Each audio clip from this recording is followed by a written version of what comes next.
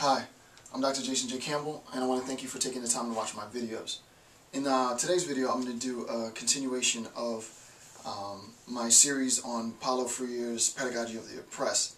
In the last series, videos 1 through 7, I introduced the concept of the oppressor, but also of the oppressed. We talked a little bit about struggle and what struggle means for Freire. We also looked into sort of the fear of freedom and what it means for the oppressed and the oppressor to have this fear of freedom. In today's discussion, I'm going to continue. The lecture. I've already uploaded these notes to the web. So if you click the link below, the little banner that pops up, or if you click the link in the description box, you'll have access to the lecture notes, and you can sort of follow along the lecture. And again, you can also add to the content yourself. With that being said, let's begin the second installment of Paulo Freire's Pedagogy of the Oppressed.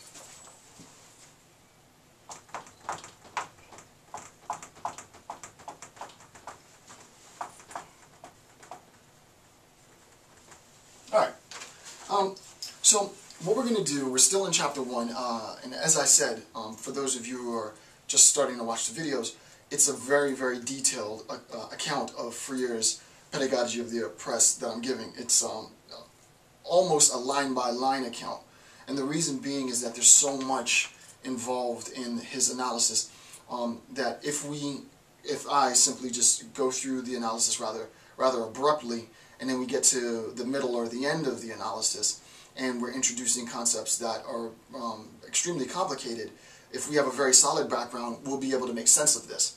The reason why I wanted to have the lecture notes accessible for you all is that you can learn about Freire's account of the pedagogy of the oppressed without having to watch the videos, right?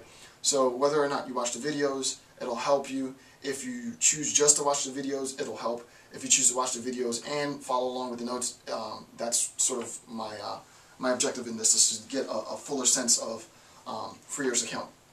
Okay, so the first bullet point is that sub-oppressors have an identification with the oppressor, right? So that sub-oppressors have an identification with the oppressor. In the tail end of the last series on the pedagogy of the oppressed, I began this discussion, right? I started to talk about sub-oppressors. So if you think about the relationship between an oppressor, right, and those who are oppressed, remember that we said that there's varying degrees of oppression, right? There's almost, in a sense, a hierarchy of oppression. Sub-oppressors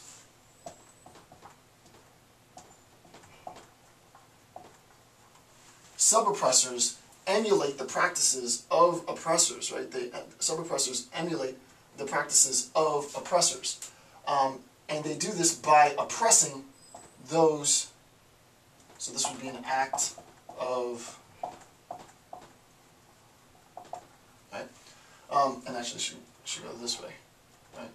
Sub-oppressors emulate the practices of oppressors, and the practice of the oppressor is the act of oppression, right? So this would be oppression, right? Sub-oppressors emulate the practices of oppressors by oppressing those who are already oppressed, right? So this would be the group of all persons oppressed, right? So that the oppressor will oppress, or to be specific, dehumanize targeted members of a particular group, but within that group there will be what Freire calls sub-oppressors, and these oppressors will emulate the practices of the oppressors by oppressing other members within their own group, right? So that you have sort of a hierarchy of oppression. Quite obviously, this is very, very well known to colonial people from post-colonial countries, right? Being Jamaican, there's a clear distinction in Jamaican culture between varying levels of oppression, right? I'm better than you or worse than you because of these fundamental characteristics or what have you, right? So that what we said that all sub-oppressors do is to emulate the practices, and the only thing that they understand at this level of their liberation, which hasn't even begun, is a complete sort of immersion in the concept of oppression. They haven't at this point, they being sub-oppressors, or even just oppressed, right? They haven't at this point recognized or acknowledged their own oppression, right? Their inauthenticity. All that they know is, all that they understand is the act of oppression, and they emulate the practices of the oppressors by oppressing others within their groups, right? So that explains the first bullet point. They fail to recognize their own oppression, right? And we just said that, right? The sub-oppressors at this level fail to recognize their own oppression. It is their oppression which has dictated, right, which mandates their behavior. Insofar as the only way that I understand how to interact in this world is through the guise of oppression and power and subordination, then obviously if I'm oppressed, the only way that I know how to respond to those who I deem I'm better than is to oppress them as well, right?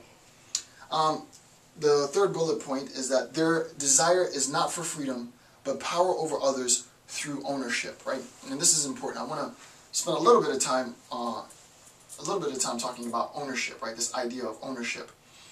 The idea of ownership for Freire isn't a liberating force inherently, right? And we're not going to go into the whole capitalist mantra and all that other stuff, right? But the idea of ownership is as follows, right? Imagine, for example, that I seek to own a plot of land, right? And on this land I grow, let's say, wheat, right?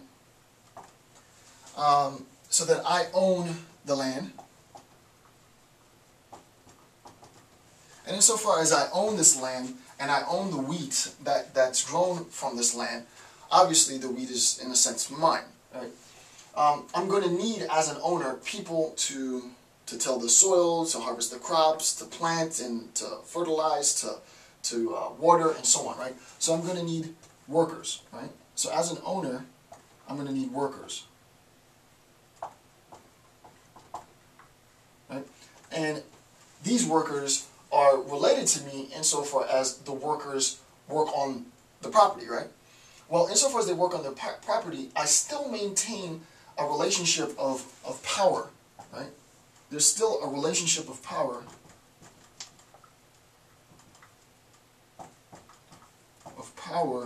between, and I'll just use b/ for between. So there's a relationship of power between the owner and the workers, right? Between owner and workers, or employers. Right? So it's not a desire for freedom, right? But the desire to have power over others through this act of ownership. It might seem as though I'm free insofar as I finally owned a piece of property, a piece of land, something that I can call my own.